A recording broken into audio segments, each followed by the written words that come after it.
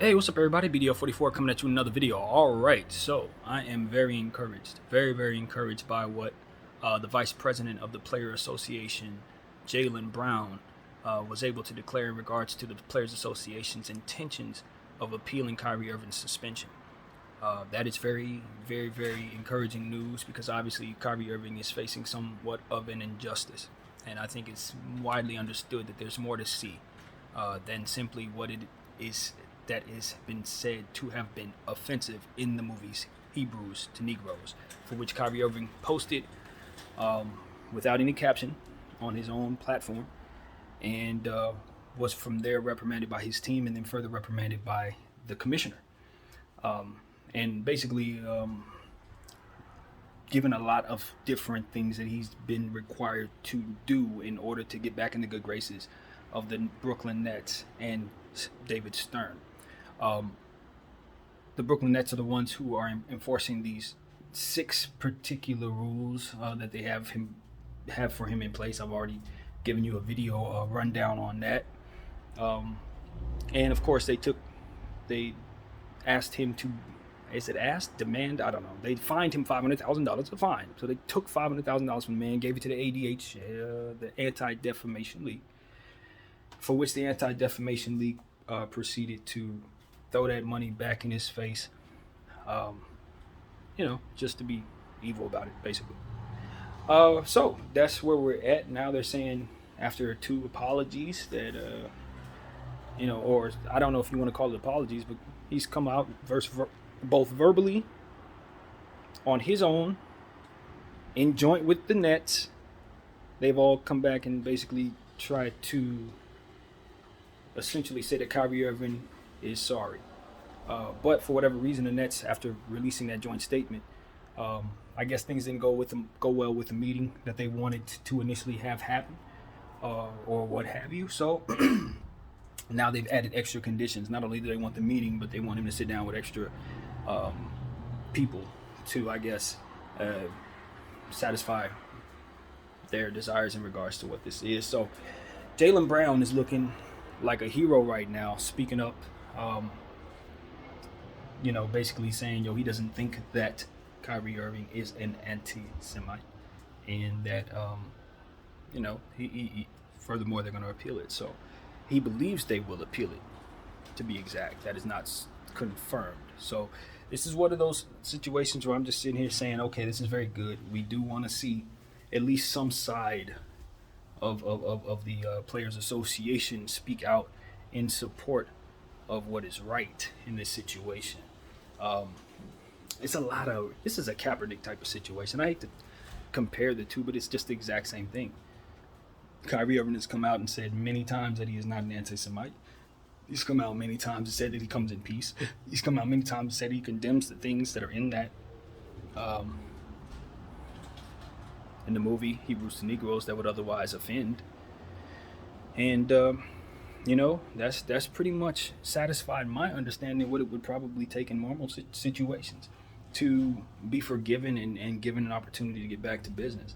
Now, I understand that Kyrie Irving has done other things in regards to the Brooklyn Nets that would make them further soured to him. Of course, this is not the first situation, but that situation was also in question, and honestly, it seemed like he was being pushed around back then in regards to the vaccine.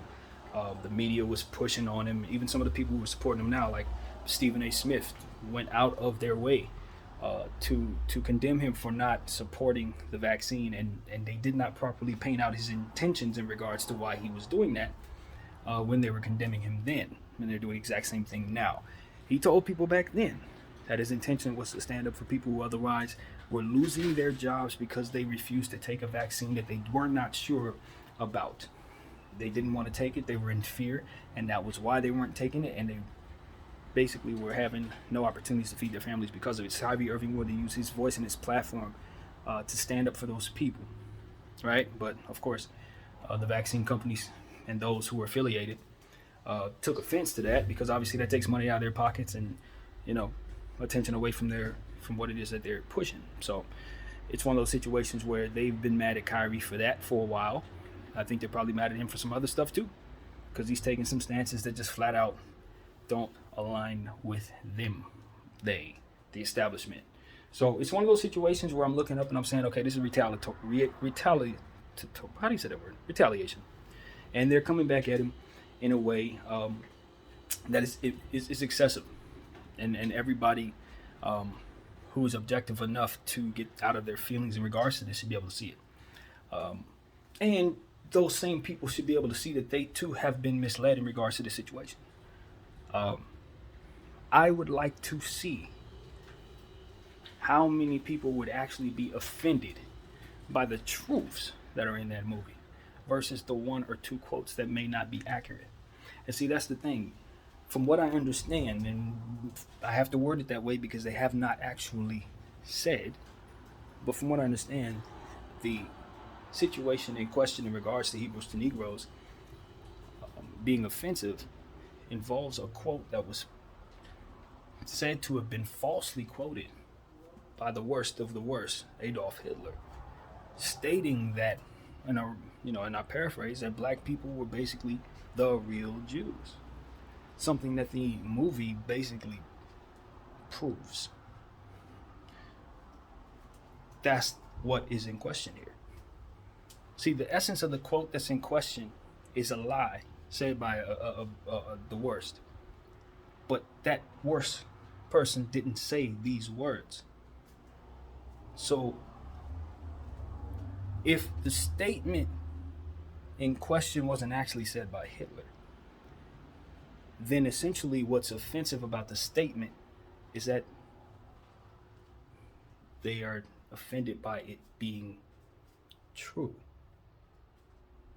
Do you understand what I'm saying to you? And see, most people who are listening to them talk, saying it's an anti-Semitic movie and that it's an anti-Semitic situation that, he needs to be reprimanded for, they don't know this. Because what this has done is made people feel as if they're wrong for turning it on.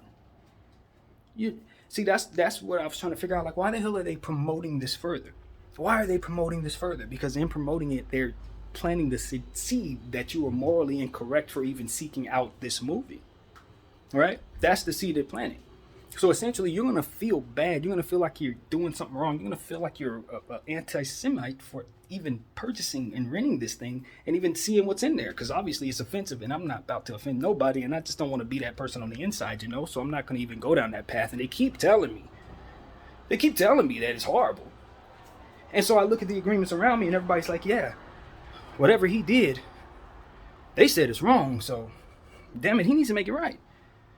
And the media people are like, yeah, that's what it is. And then I look around and I say, nobody's questioning what it was. Like, I know what it was because I saw the movie. Like, I know what it was because I watched the entire thing looking for something that would otherwise offend. If not the tone, then it was those two quotes. That one quote, there was another quote that I said was offensive, but nobody's even going to bring up that quote because it wasn't in offense of the Jewish people. Aristotle was offending black people. So that was the other quote that would otherwise be offensive, but that's the point. It's like they don't give a damn about that because they're not upholding any real support. They're upholding a position. And that's what I've come to understand in regards to this. They don't give a damn if you agree. You have to comply. Why? Because they're trying to appear strong in the presence of who? Whoever they're dealing with. Whoever they're dealing with. Whoever their enemies are. They can't look weak. And they certainly can't look like they're losing power to their subordinates. So that's why they have all their people out there using their voices to condemn Kyrie Irving for something that hasn't been fully described, but suggest it as something you shouldn't check out because what's in there is something you should definitely know. Simple as that. It's truth. Truth is inside of that movie. Truth. Undeniable truth. Yes, there's some things in there, tone-wise, I didn't like. Because if I'm sitting next to my little niece, I know that the world that they're trying to build up in the movie is a world where she's probably going to be looked at as a lesser being. And I can't roll.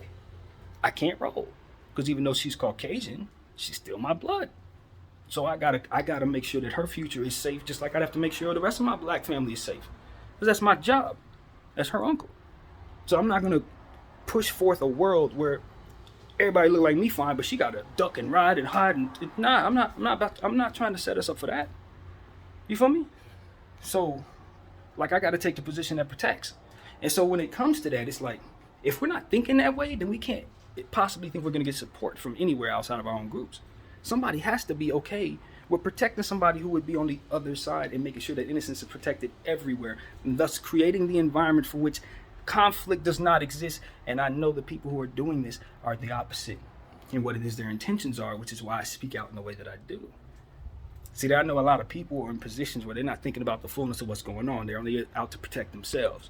Kyrie's wrong, Kyrie's black, we got to step up. That ain't the only thing that's going on here. They are weaponizing people against people, and there are other people watching the situation. We got to make a good example as to not only how to handle this, but how best to fight against it.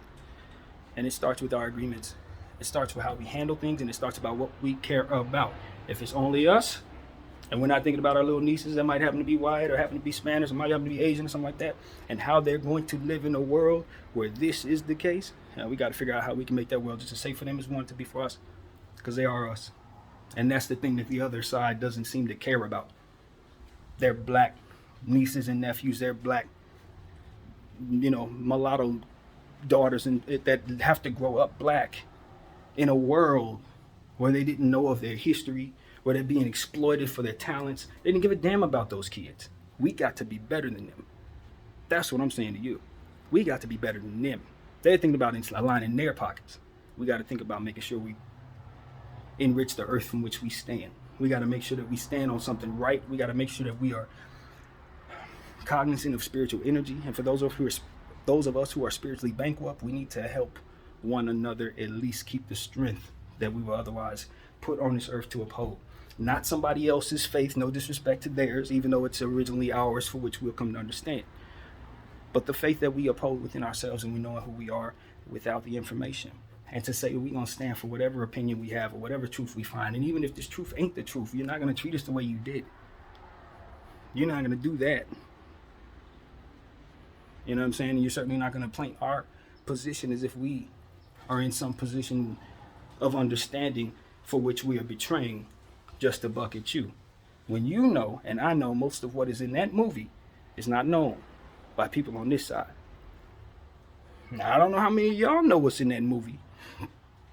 As it pertains to the information surrounding the movie, the meat and potatoes of the movie, not just the quotes that they put in between different chapters that supposedly define the entire movie and Kyrie's character somehow. But the crux of what's actually in there, the proof, that is soon to be common knowledge if we stay focused. I'm focused.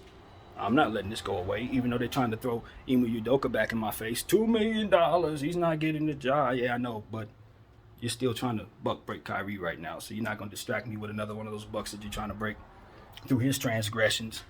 It's disgusting. I think I'm looking at Kareem Abdul-Jabbar. Man, I was listening to him. He was upholding their faith stronger than he upholded his own when he changed his name. And you must change that. And I'm listening to this man. I'm like, dog, what they got on? Is it your son? Is there something going on with a family member? Is it taxes? You know what I'm saying? How do they got you by the balls to this degree? Is it an old scandal from the 90s or something? Seriously. I mean, his whole soul was just sold on television talking to whoever it was he was talking to. I had never been more disappointed in a legend. The way that he was talking about Kyrie Irving, from where he's from and what he's been through, I'm like, man, you ain't even talking from behind your eyes. You might as well be reading a script, Kareem Abdul-Jabbar. You should be ashamed of yourself. Everybody getting on Shaq how he did it, and everybody getting on these other guys. Kareem was the worst one. He out here condemning people he ain't even thinking about. You know what I'm saying? He just condemning to be condemning at this point. I'm cool, man. I don't know what's going on with all these people, man. I don't know what's going on with them. But I know this. It looked like they all got their vices, they're nuts in a vice, if you ask me. Like I said, they got you by the things that you want and your guilt. The people you love, they will attach themselves to your heart. So you will uphold the things that they love. While not loving you in the process, you better know it. Your money is not them paying you for your talent is not a sign of them loving you, Charles Barkley. Sorry. I don't know what to tell you, brother. You uphold their stuff like you one of them. And I'm telling you, you are not. Not only are you not, but they don't even see you like that, man. They don't. I'm just keeping it real. They don't respect your opinion like that, Charles.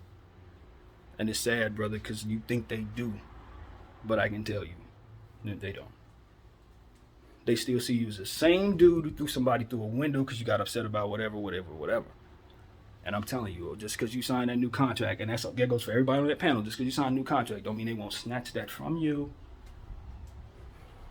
They'll snatch it from you. I know why y'all up here doing what you're doing, saying what you're saying. Them contracts is fresh, big.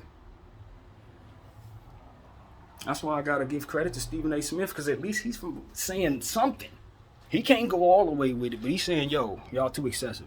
I get it. Y'all want to punish him. That's cool. But he's at least stepping out saying, yo, this is too far. I give him that. Why he's doing it, I always wonder. With Stephen A., I don't know. But I'm happy he's at least trying to make right what it seems he's done wrong in regards to Kyrie Irving. It looks like he is. I'm not one to trust.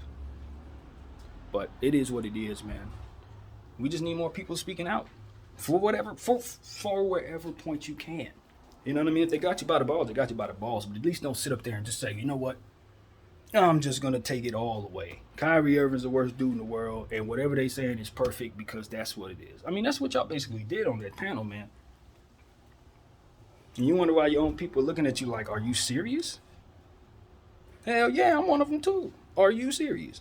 Kareem Abdul-Jabbar, Shaq, these two of my favorite players of all time. The two best centers my favorite team has ever had. Both embarrassing me on the same day about something like this. That is so obviously manipulated from behind the curtains by people that pay them. They should be looking them people in the eye like, how dare you put me in this position to look like this to my people?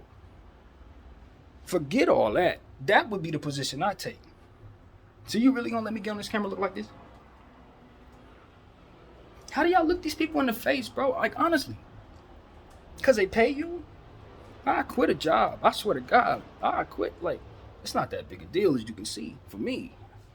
But for those who are used to luxury and life of fame, how do you lay your head down at night knowing that the only reason why you're able to lay it down comfortably is because they have people thinking things that just simply aren't true about themselves by way of you and your mouths?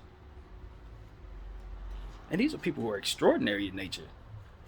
With respect to Stephen A. Smith, who's built like me, we talking about Shaq. We talking about Charles Barkley, some of the best, most talented people God ever created. And they got these people by the balls by way of what? Your guilt? Your friends? Your past? Your money? You gonna let these people drag your whole people to the ground over your transgressions? You're gonna die anyway. All of us are. That's what you want your legacy to be. You got to keep it real, man. Some things are worse than just having your legacy go down for stuff that you actually did. You know what I'm saying? Like, seriously. Why do they have you by the balls? Because you did something that you should be paying for. Not to say that this applies to anybody, but like, to this degree, it got to be guilt. Let's just be real. It got to be guilt. Have people selling out their own people, selling out their own faith, upholding somebody else's faith to the point where they ain't even question stuff they would otherwise question in any other conversation. Now, watch how you guys process. You would question things. You would. Minds like mine see how patterns work. You guys will question applied logic to other situations. In this one, oop, I don't see that. Ain't nothing to see there. I don't know what we're talking about. Come on, man. Some of us are smart.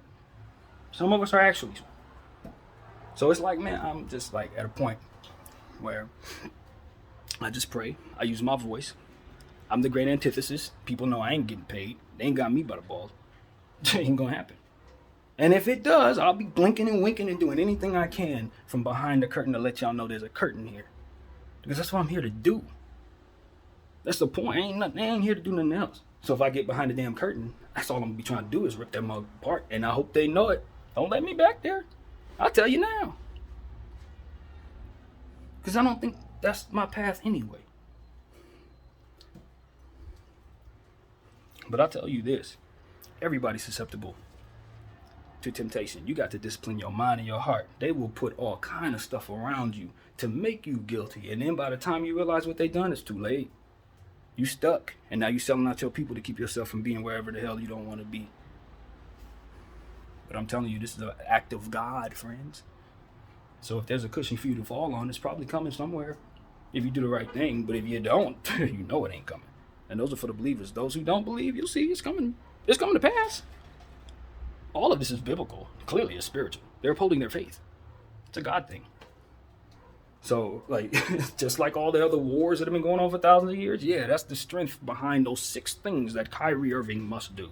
That's war energy. Yeah, they'll take it that far if you let them. I know. Because I've seen them do it for many, many, many, many moons. We can't be naive people. We can't let people like this continue to control our minds and what it is that we think is right and wrong. And certainly not letting people like that define what hate is. Do you see how that correlates all wrong? People like that are telling us what hate is. Yeah, no. That's a norm that isn't normal. They definitely aren't the benchmark for all things right and wrong. So let's stop this. Unearth those truths that are in the movie that have already been proven. They're in there. I've seen them. You can't tell me I'm not this. You can't tell me I'm something I'm not. You can just... I know. Like, no. And so do the rest of it. So do the rest of us at this point. So upholding this, for which is still a secret, because most people ain't seen the movie and are afraid to see it, you better come up with something else, because they're going to see it. I'm encouraging them to see it now. Go see it. See Hebrews to Negroes. And understand that it's literally 3.5 hours of undisputable evidence that there's much to question about them and us. So there's no ambiguity about what it is I'm trying to imply. EDL 44. Thank you all for watching.